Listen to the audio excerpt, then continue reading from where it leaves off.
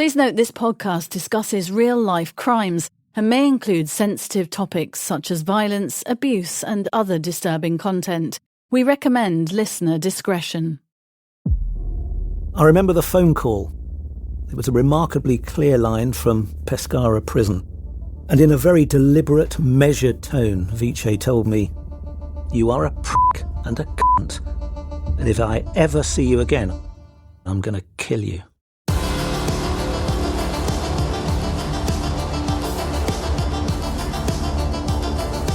I'm journalist Helen Fospero. I'm crime reporter Martin Brunt. And this is True Criminals. A journey into the darkest corners of the criminal underworld with insights from decades of true crime reporting. The stories behind the stories, plus exclusive interviews with those closely involved in notorious cases. Re-examining crimes so shocking, they still haunt our imaginations.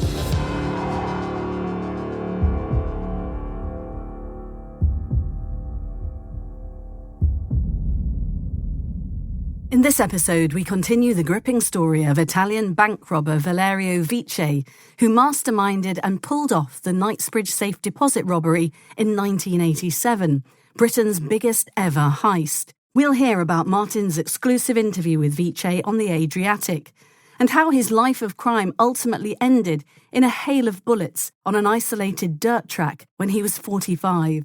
I'll be asking Martin what it's like as a crime reporter to come face to face with a hardened career criminal.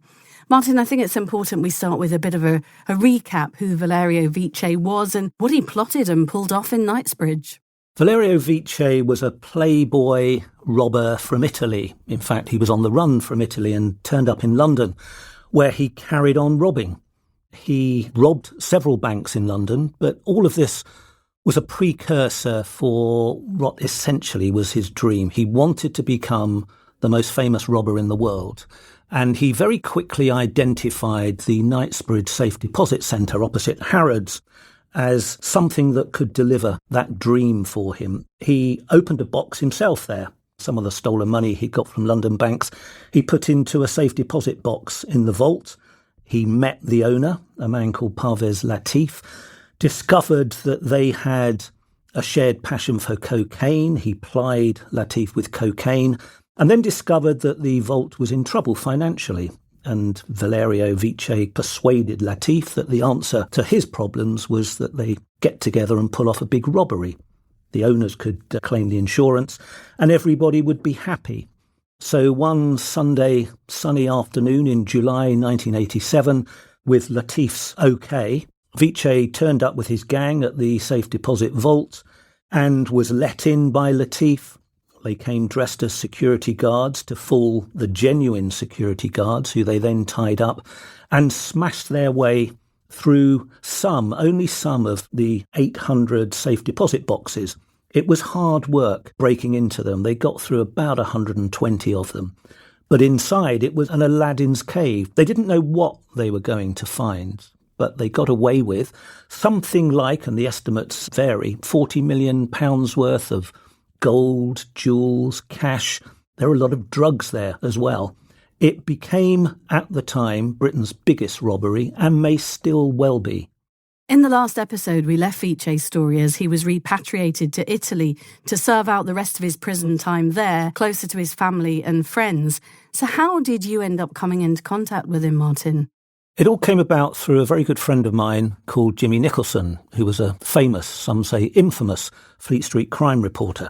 He had been in contact with Valerio Viccei. In fact, he'd helped him write his book at the start of Viccei's prison sentence on the Isle of Wight. Jimmy came to me one day and said, "Look, Valerio's invited me to visit him in prison in Italy, where he'd been repatriated 4 years into his sentence."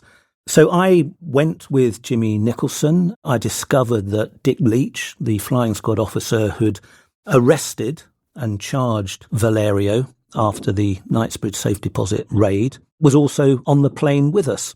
I'd never met Dick. It was rather extraordinary that the three of us were headed to meet this Italian robber who was in the middle, or not even halfway through his prison sentence, but back in Italy.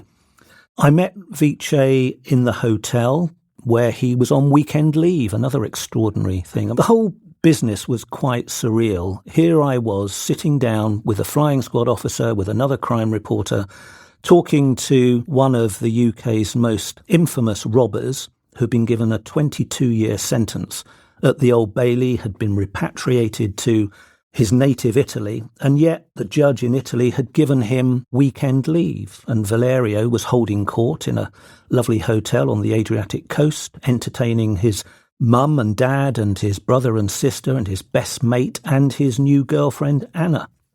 They were all there enjoying Viccei's largesse.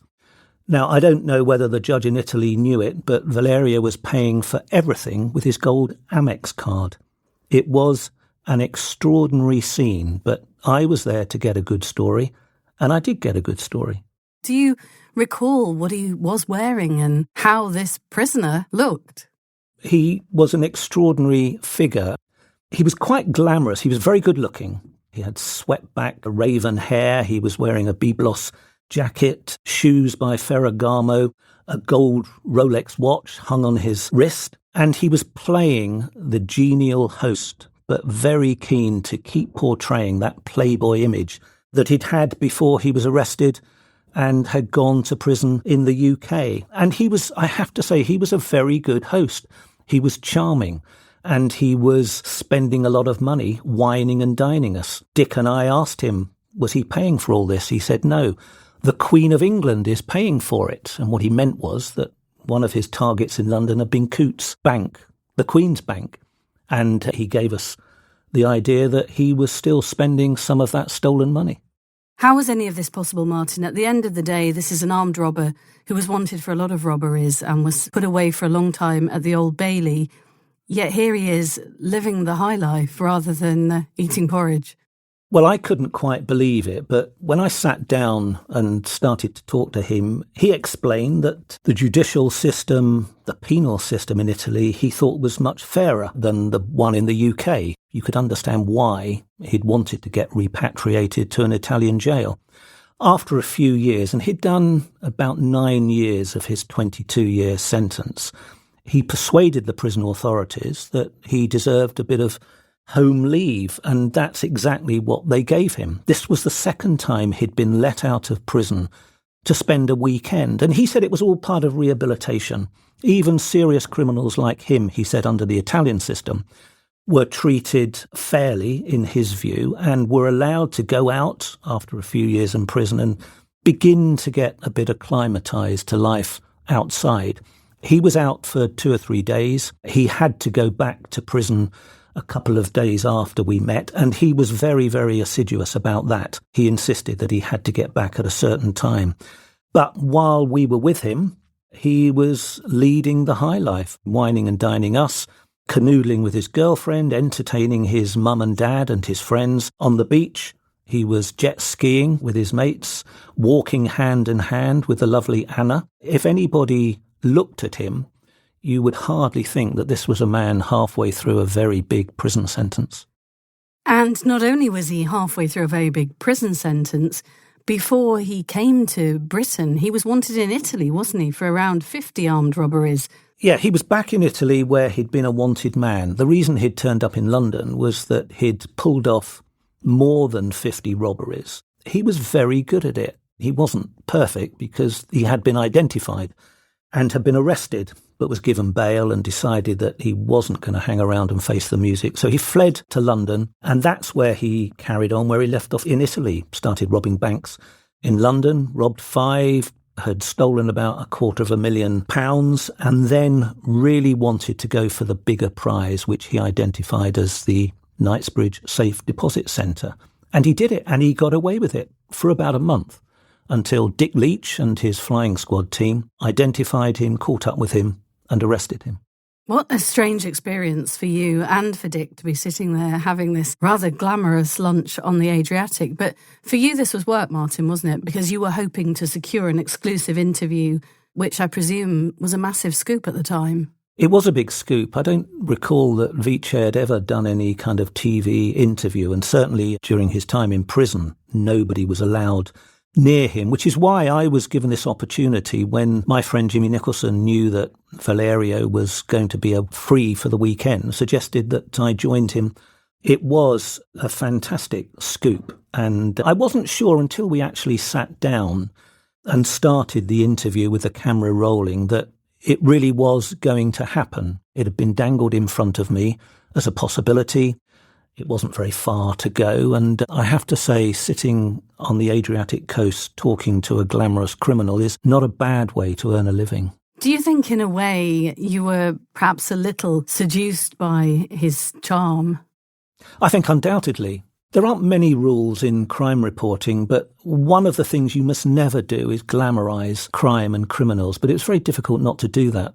With Valerio, he looked like a Hollywood star. He wasn't very tall. I towered over him, and I'm not tall. But he was very handsome. He wore lovely clothes. There was nothing spared in the way he dressed. The gold Rolex watch hanging from his wrist. And more than that, perhaps, he was very articulate. He came from a very educated background. He's been to university. His father was a lawyer. He hadn't had a difficult childhood, but for some reason, he had decided to embark on a life of crime and had become very successful and wanted to be infamous, perhaps as the world's most famous robber, and for a while he was. It was difficult not to glamorise him. What I was keen to do was to keep making the point to him and to our viewers at Sky News that this was a man who, strictly speaking, was still in prison. And although it looked like he was enjoying the high life, it was very brief and was a result of perhaps a more liberal regime in the Italian prison system. But at the end of our 2 days with him, he did have to go back to prison. Dick Leach, the flying squad officer who ultimately seized Viccei from his Ferrari at Marble Arch, admitted that he was charismatic and that they perhaps had a symbiotic relationship because Dick was using him to find information out about other crimes. The judge, I think, also perhaps fell under his spell, as perhaps you had. Yes, he was jailed by the second most senior judge at the Old Bailey, the Common Sergeant, who did, to a degree, I wouldn't say he fell under his spell, but he was charmed.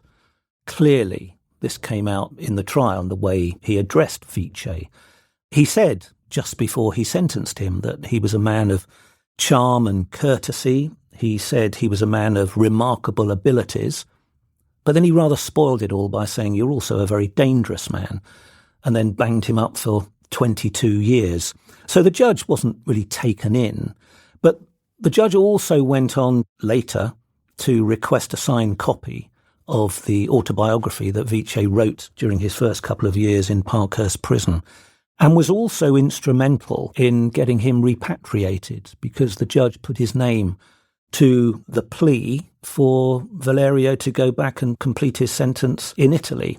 I suppose you could argue that there was some sense in that, because why should the UK system have to fund Viccei being kept in a British prison? It made sense that perhaps the Italians should pick up the bill. But clearly the judge, like me and like Dick Leach, the officer who caught him, I think we all had a bit of grudging respect for Viccei. He was such a polite, charming, articulate individual, but at the same time a man who'd terrorised an awful lot of people at the end of a gun.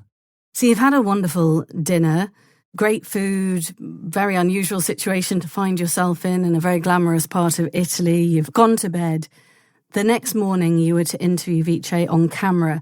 How was he that morning, and how amenable was he to the TV cameras? We'd done the easy bit. We'd eaten his food and drunk his champagne. I still didn't know for certain that he would sit down the next day and do an interview. And there were some ground rules. He didn't want us to film him jet skiing.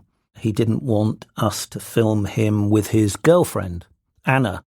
So I happily agreed to that. The key thing for me was to get him to sit down and talk about his life as a criminal and tell me all about the Knightsbridge safe deposit raid. And most important, where was the rest of the money? Because police had recouped about £10 million worth of the valuables, but there was still an awful lot missing. He was rather fussy and controlling about the image he wanted to portray. So he'd dressed down from that very glamorous image he'd portrayed at dinner the night before.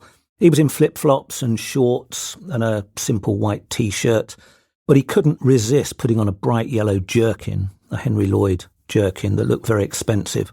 He'd taken off the gold Rolex watch, but he'd replaced it with a silver Rolex watch. And he said to me, look, I know the image that you want to portray. I'm not going to go along with that. But of course, he couldn't resist going along with it to a degree. There were other things that we had to get over. I mean, he was a bit grumpy that morning because he'd had a row with his mum and dad who were staying in the suite next to his in the hotel. They'd complained about his noisy lovemaking with his girlfriend. He'd only met her a few weeks before, so all of that was understandable. But he was also annoyed that he'd appeared on the front of the local newspaper and the headline said something like Viccei's Secret Holiday with a subheading, Pescara makes the boss happy. And they did have a shot of him walking hand in hand along the beach with his girlfriend. And he said to me, this is really annoying. He said, why don't they just come and talk to me? But they hide around with their cameras and take sneaky shots. And I'm sure he was being honest. If they had, like me, arranged to talk to him officially, then they would have got their interview. But sometimes those sneaky pictures and exposing him on a lovely beach at the weekend with his girlfriend when he should have been in prison, well, that's what the public might have thought. Perhaps was a better story for the Italian media at least. In addition to co-hosting True Criminals, Helen hosts her own award-winning podcast, The Convex Conversation. If you're eager to learn more about the inspiring guests she interviews, from royalty to astronauts, from industry leaders to explorers, check it out at convex.podbean.com or search The Convex Conversation on Spotify, Apple Podcasts, or wherever you listen to yours. And if you're curious to dive deeper into Martin's work as a crime reporter, I had the pleasure of interviewing him about his book, No One Got Cracked Over the Head for No Reason, Dispatches from a Crime Reporter, on my podcast. In this episode, Martin shares some gripping stories that resonate with the themes we explore here on True Criminals. You can find links to that episode in our show notes or on the True Criminals page at audiobleachglobal.com. You know him as a British bulldog and World War II hero, but who was the real Winston Churchill? New history podcast Creating Churchill explores the man behind the myth, how Churchill's life and legacy were shaped by relationships with tricky allies like Roosevelt and Stalin, enemies including Hitler and Gandhi, and his wife and most devoted critic, Clemmy. With fresh psychological insight and untold stories, Creating Churchill, available now on your favourite podcast app. What are your recollections, Martin, of what he said about the safe deposit box robbery? Well, he was quite honest about the way it had been carried out. A lot of this I knew from reading his book, but I really wanted him to repeat some of that stuff. But I wanted to know really what it's like to be a hugely successful robber, what it takes, and how he enjoyed that success. And he began to talk about the aftermath of the robbery. He told me how it had been carried out. He talked about the aftermath and he painted a very colourful picture. And I remember one thing particularly he talked about when he was going through all the stuff back at his flat in Hampstead. He picked up a big diamond and he looked at it and he thought, this is so big, it can't possibly be a real diamond. There was only one way to test it. So he walked across to the window of his flat and dragged it down the glass. And he saw that it was cutting into the glass. So that was confirmation that this was a real diamond. He said it was the size of a pigeon's egg. I couldn't believe it was real, but he produced the proof. Subsequently, it was identified as a famous diamond called the Flick diamond, 41 carats, and worth at that time, and we're talking nearly 40 years ago, worth £1 million then. So goodness knows what it's worth now. And he also talked about how he was drawn to a life of crime. Viccei's from a middle-class family, son of a lawyer, well-educated. What lured him into crime and tempted him to cross the tracks rather than to go perhaps into a business career or something more traditional, shall we say? I don't think anybody can ever be sure. He was a very bright individual, educated. He went to university and studied philosophy. He could have done anything and got a good, legitimate job, but something drove him towards crime, and it may be the seeds were sown in his political thinking. He was a fan of Nietzsche, the philosopher, and adopted his doctrine of live dangerously. And it began, I suppose, in his university days, maybe even in his teenage days, when he aligned himself with a neo-fascist group and got involved in planting bombs, and there were a series of bombs on trains. So he was clearly a very anti-establishment figure, and I think perhaps naturally that led to a life of crime. He could have carried on as a violent political activist, but perhaps the lure of big money made him divert towards the criminal life, or at least the life of a bank robber. And of course, once he'd found that vocation as he saw it, he became very, very successful and went on to rob more than 50 banks in Italy, fled to the UK, where he just carried on robbing banks in London until he decided that the Knightsbridge Safe Deposit Vault was the biggest prize of all, the target that was going to make him famous. I think he said in your interview as well that he took pleasure out of outwitting the authorities and the establishment, and he saw it all as a chess game, didn't he? Yes, he wanted to show that he was cleverer than anybody, I suppose, and given that he had this anti-establishment view, the idea of overcoming the security arrangements at banks was a challenge to him, and many, many times he showed that he could overcome the obstacles that were put in the way of bank robbers. The irony, of course, is that he befriended the manager of the Knightsbridge Vault, who actually let him in. So in that sense, it was easy. And I remember in the wake of this talking to Freddie Foreman, who was a very famous gangster who had been sent to jail in the UK for his role in the Security Express robbery, another famous robbery. And he said he didn't think Viccei was that clever as a robber, particularly in his success at the Knightsbridge Vault. He said, nobody ever opened the doors for me. I really had to work hard to get inside bank vaults and so forth. So there were villains who I think were probably rather jealous of Viccei and didn't really want to give him credit for his success. And of course, in the end, he did leave a bloody fingerprint at the scene, which ended up with him being caught, didn't it? Yes, he was very successful at robbing banks, and he pulled off the Knightsbridge raid, but of course he did leave one very, very vital clue, and it was his undoing. He'd cut himself bashing into one of those safe deposit boxes, he'd bled, and in that blood he'd left a fingerprint. I don't know whether he was aware of it at the time. He knew that he'd cut himself, probably thought that it wasn't going to be his downfall, but of course it was. Because he was on the run from Italy, there was a record of his fingerprints, and Dick Leach and his flying squad colleagues, having identified Viccei as a suspect, were able to corroborate his role at Knightsbridge by comparing that fingerprint in the blood inside the vault with the fingerprint that was on record, and eventually it led to his arrest.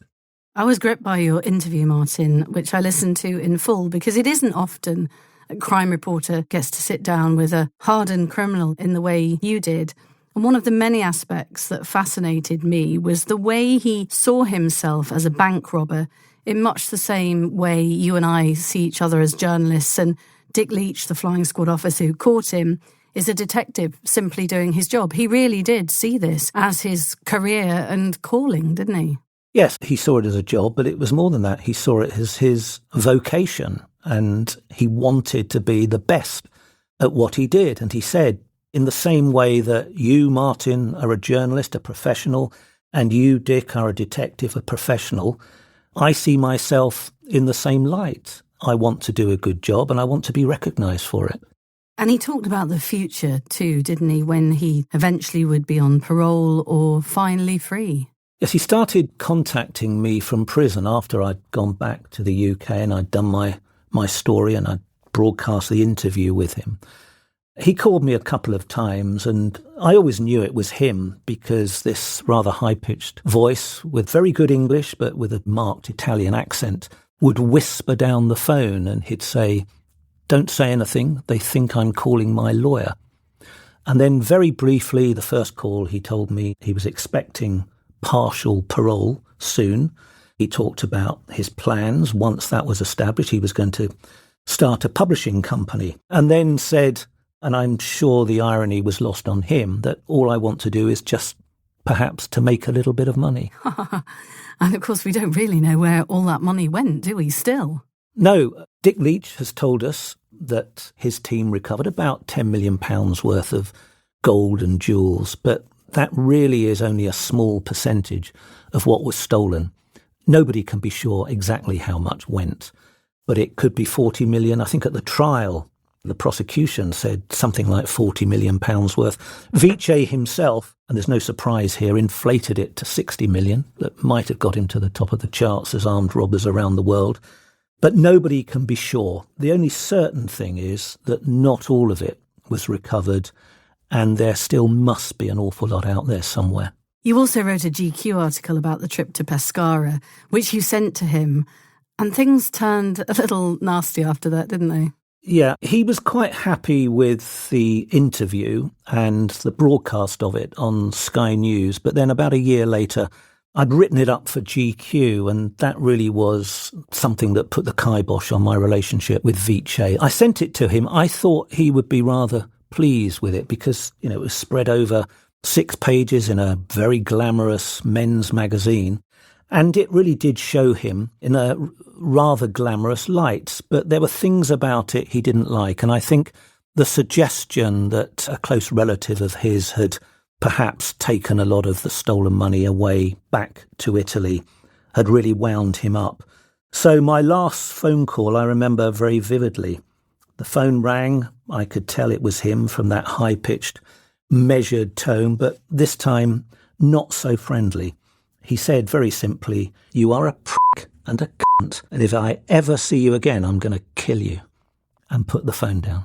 And how did you react to the threat? Were you unsettled? Did you have sleepless nights? Or did you know you were fairly safe because he was locked away in an Italian jail, except for weekends, of course? I was a little bit unsettled. It's not every day you get death threats. It wasn't the first and probably won't be the last. But was it not the first? No. Look, many years on, we are all under scrutiny on social media, and there have been perhaps not direct death threats, but certainly there are people who threaten me with violence, but on social media. Most of those I can ignore. But this from Valerio Viccei, who I knew had a lot of powerful contacts in the criminal world, a man who was used to using guns. Of course, he'd never shot or killed anybody. But it was still a rather unsettling thing. But the thing, I suppose, more than anything that made me not so worried about it was that there was 1,000 miles between us at that time, and he was still in prison and likely to be there for another few years. Thankfully, you are here to still tell the tale, but how does this story end, Martin? It ends abruptly and in a hail of bullets. 3 years after my interview with Viccei, he was on another day release from prison. He hadn't quite got his parole. And he was out somewhere in a remote part of the Adriatic coast at a farmhouse, and he was meeting a well-known mafioso figure. And they were sitting in a car by the farmhouse chatting when a police car drove past, and some very observant cop in the car recognised either Viccei or the mafioso. The car stopped and turned around and pulled up nearby, and one of the officers got out, started walking towards the car. For some reason, and this is according to the police version of events, Viccei opened up with a pistol and fired at the officer. The officer was injured, but not so injured that he couldn't return the fire. And his submachine gun was far more powerful than Viccei's. And he killed Viccei, and Viccei died in a hail of bullets. And that was a very sudden and a very strange end for somebody who I thought must have had a death wish. Why on earth would he have opened up firing at a police officer? But we only have the police version. Maybe it happened in different circumstances. And he was only 45, wasn't he? Yes, he was the same age as me. And he had been telling me how he was looking forward to parole. He had plans to start a business. But I suppose the reality was that Viccei was somebody who was never going to give up his life of crime. And he was clearly still associating with bad guys. He was in the car with a mafioso. The police at the time suggested they thought the two of them were planning either another robbery or perhaps the kidnap of somebody wealthy, because where this incident happened, where Viccei died, was very close to the home of an industrialist. And it may be This was part of the police thinking maybe they were plotting to kidnap a member of this industrialist's family. How did you feel hearing about Viccei's death? I was sad, I was shocked, but I guess I hadn't got to know Viccei very well. We'd had a great relationship, and I was very grateful that he had agreed to see me. And he gave me a great exclusive for Sky News, and he helped launch a second career as a magazine writer for GQ. So he'd given me a big leg up in my career, but I guess I knew that he was a very serious criminal. It was very unlikely that he would give up what he did and what he was good at. And you should never lose sight of the fact that although, as he said, he'd never hurt anybody physically, he'd terrorised a lot of people by the use of guns. And you should never lose sight of that fact that there are a lot of people, particularly those guards in the Knightsbridge vault, who've been put in fear of their lives. And some of them, if they're still alive today, may well still be traumatised by that experience. I was startled that Viccei had died in that manner. It seemed is waste the right word? I'm not sure. He could have done an awful lot of good. He was a very bright individual. Perhaps he would have gone on to run a successful business and employed people and contributed to the Italian economy, but I think that was probably unlikely. Was there a danger, do you think, Martin, that the coverage perhaps glamorised him in some way? I can't think that I didn't glamorise him a little bit, simply by putting him on camera, and the camera loved him. He looked a glamorous figure, and certainly when I filmed him on the beach on the Adriatic coast, he looked like a man who was enjoying the high life. But I was at pains to tell our viewers that in spite of appearances, this was a man who was still less than halfway through a long prison sentence. He'd terrorised a lot of people over his years as an armed robber. But I think the impression that viewers and readers of the magazine article I wrote probably would have felt slightly envious of his life.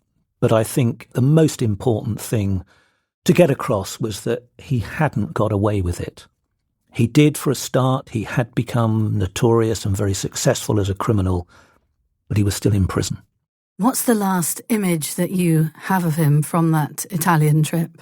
I remember having spent a couple of days with him, having got to know him quite well and enjoyed his company and his largesse. He'd paid for champagne and a lovely dinner in the hotel by the beach. But the reality was that at the end of this, he had to go back to prison. He'd been allowed out for the weekend, and he was very conscious about getting back to prison on time. If he'd been late, then perhaps they wouldn't have let him out again for a long while. So I said goodbye, thanked him for his hospitality and for talking to me, and I watched him clamber on the back of a little moped that was driven by a friend of his, and they headed off, weaving their way through the busy streets of Pescara towards the prison where he spent the next 3 years before his life ended in that rather dramatic shootout with the police. And by Viccei's own judgment, he died a failure, I'm guessing. Viccei did die a failure because he once said that the rule of this game is that if they don't catch you, you're a genius, but if they do, you're a miserable nobody. And although he will be remembered, of course, by his family and his friends and people within the community where he grew up, to the vast majority of people now, 37 or so years on from that infamous robbery, the name Valerio Viccei will mean nothing. So he didn't obtain the immortality that he thought he might do. But he did make a chapter in your book. He did. And I believe I was enriched by meeting him. I meet all sorts of characters in my career, and there are people who stay in my mind and those that don't. But certainly I would put Viccei in the top 3 of those extraordinary people that I've met.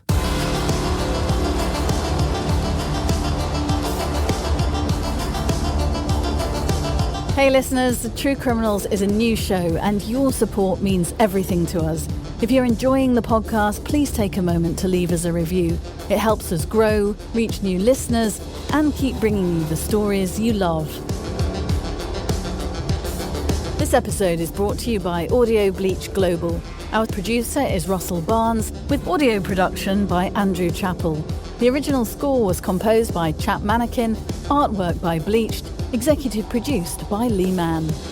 Follow True Criminals on Instagram @true.criminals and on YouTube at youtube.com/@true-criminals. For exclusive content and ways to support the show, visit us at patreon.com/truecriminals. For partnership opportunities, please contact us at contact@audiobleachglobal.com.